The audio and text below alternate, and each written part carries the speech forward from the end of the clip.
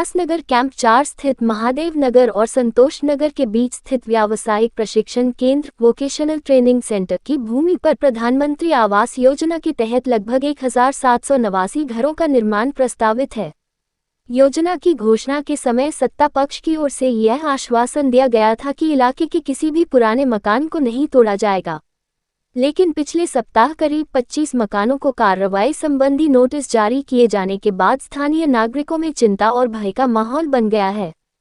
इसी मुद्दे को लेकर महादेव नगर के नागरिकों ने प्रदीप गर्ग, अशोक गर्ग, संतोष बंडेवर, हनुमान जाधव, जितू शिरसाठे, नाना मंडलिक, संदीप गर्ग, सुशेन मंडलिक और नाना कामबठी के मार्गदर्शन में शिवसेना के सभागृह नेता एवं स्थानीय नगर सेवक अरुण आशान से मुलाकात की।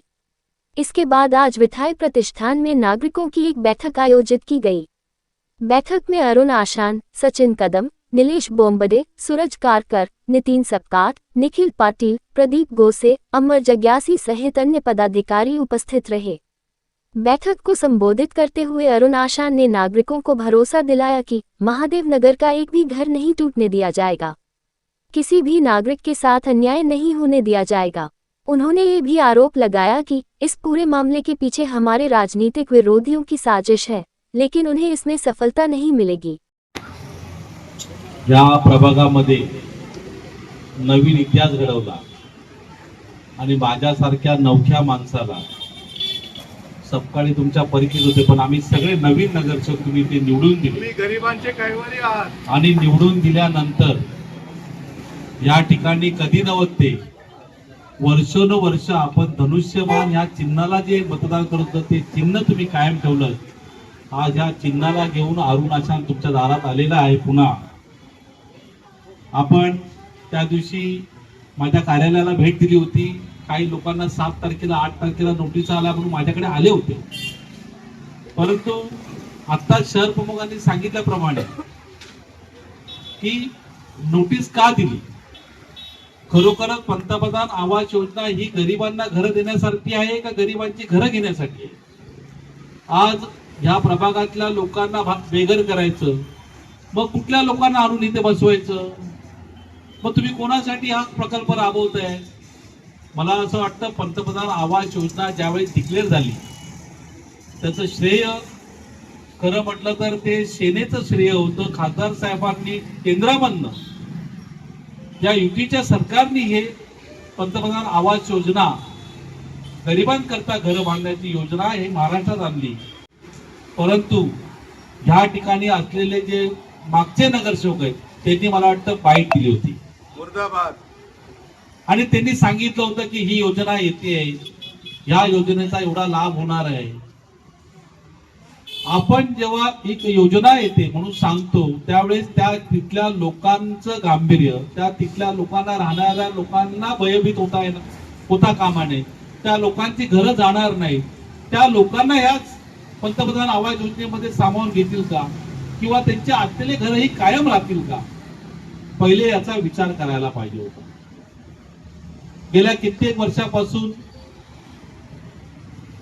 SRA स्कीम येणार, झोपडपट्टीतून बिल्डिंग उभा राहणार, मग ते गेल्यानंतर म्हाडाची स्कीम येणार, नंतर क्लस्टर मध्ये जाणार, या सगळ्या गोष्टी या ठिकाणी चालू असताना मी तुमच्या बाजूच्या प्रभागामध्ये भीम कॉलनी मध्ये राहणारा मी नगरसेवक, मी बाजूला तुम्हाला बघत होतो की बाबा भीम कॉलनी मध्ये असं काय येणार नाही, यांच्याकडे कसं काय सगळं येतंय। खरं म्हटलं तर झोपडपट्टी प्रभागातनं माझी आई 4 वेळा निवडून आली, त्या झोपडपट्टी प्रभागाचा कसा विकास केला, कसा कायात पलट केला हे तुम्ही सगळ्यांनी बघितलं, कारण तुम्ही इथे वर्षानुवर्ष इथे राहतायत। कित्येक लोकांचं परिवार ही 2री 3री पिढी इथे आहे आणि त्या 2ऱ्या 3ऱ्या पिढीने हे सगळं विकास होताना बघितलेलं आहे। आजच्या या गोष्टीचा खरं म्हटलं तर मला असं वाटलं नव्हतं की मला अशा काय मीटिंग मध्ये इथे यायला लागेल, परंतु ज्या दिवसापासून हा कोणी जो खेळ मांडला आहे तो माणूस या खेळामध्ये सक्सेसफुल होणार नाही।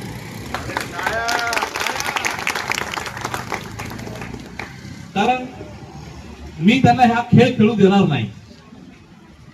तुम्ही ज्या आशेने ज्या अपेक्षेने मला निवडून दिलेलं आहे ती तुमची अपेक्षा भंग मी करणार नाही. शहर प्रमुखांनी सांगितल्याप्रमाणे एकायची पण इथे वीट हलणार नाही. पण जो कोणी वीट हलवतोय त्याला मात्र आता हलवल्याशिवाय राहणार नाही. बघा, मी कधी कोणाच्या शेपटावर पाय देत नाही, पण आपल्या शेपटावर पाय दिलं तर आपण सोडत नाही. आज या ठिकाणी कधीच अशी घटना घडली नाही की कोणाचं घर तुटलं नाही, कोणाचा पत्रा तुटला नाही. आम्हाला अभिमान आहे त्या गोष्टीचा की गरिबासाठी लढणारा कोणतरी होता. आज सूडबुद्धी का जागी झाली? अचानक मध्ये असं काय झालं? जनतेचा कौल जनतेने दिला. दिग्गज लोक पडले. दिग्गज मध्ये कोणी त्यांना ओळखत नव्हतं असे लोक जिंकून आले. हा जनतेचा कौल आहे. आणि जनतेचा कौल आहे म्हणजे जनता ही जनार्दन आहे, मतदार हा राजा आहे आणि राजाने दिलेला निर्णय प्रजेला मान्य करावा लागतो. मग तुम्ही नाराज का? आम्ही तर कधी इकडे आलो नव्हतो. टाकी तुटली तर म्हणे आम्ही बगीचा बनवणार, म्हणजे लोकांना पाणी नको. आमच्याकडे पाण्याची टाकी होती, त्या ठिकाणी त्यांनी इकडनं पाईप टाक, तिकडनं पाईप टाक, इकडे वॉल बसव, तिकडे वॉल बसव. पण निसर्ग आणि कर्म हे नेहमी माणसाच्या बरोबर असतं असं मला वाटतं. मला कधी कमी पडलं नाही. तुम्ही बघताय की भीम कॉलनीला कधी पाणी नाही, कधी बोंबाबोंब दिसते. आज माझ्या माता भगिनी त्या तिकडनं घरकामाला जातात, भांडी धुण्या भांडीचं काम करतात. मी गरीब नगरसेवक आहे, गरीब वार्डाचा नगरसेवक आहे. माझ्याकडे गरीब लोक राहतात. आपल्याकडे श्रीमंत लोक कोण आहेत नाही. मग गरीबाच्या जीवावर उठला कोण?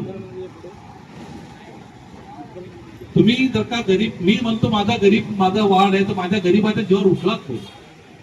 अरुण, आशांत आणि माझ्याबरोबर असलेले सगळे माझे चारही नगरसेवक, इंदिरा पाटील असू दे, सपकाळे असू दे, संगीता सपकाळे असू दे, किंवा अमर जग्याशी, काजल जग्याशी असू दे, आम्ही ज्या पद्धतीने या वार्डामध्ये काम करतोय, आम्हाला निवडून येऊन 6 महिने झाले.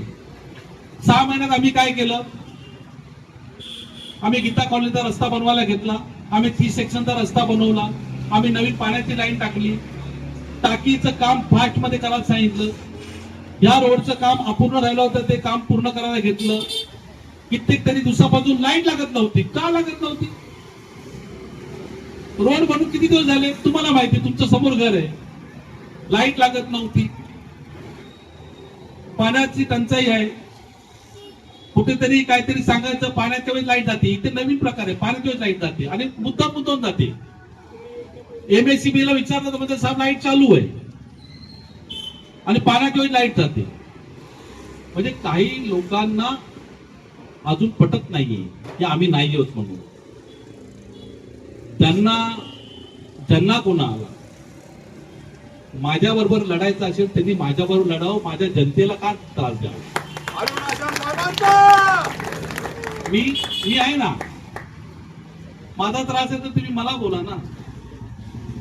तुम्ही मोठे असाल तर आम्हाला एखादी मारून घ्या. आमच्या लोकांची घरं का तोडता? या ठिकाणी पंतप्रधान आवास योजना जरी आली आणि त्याचं जरी इथे सगळं साम्राज्य पसरलं तरी पण माझ्या संतोष नगर, महादेव नगर मधला मी एकाही माणसाला बाहेर जाऊ देणार नाही. शहर की ताज़ा तरीन खबरें देखने के लिए हमारे YouTube चैनल को सब्सक्राइब करिए. अगर वीडियो अच्छा लगा तो लाइक और शेयर करिए.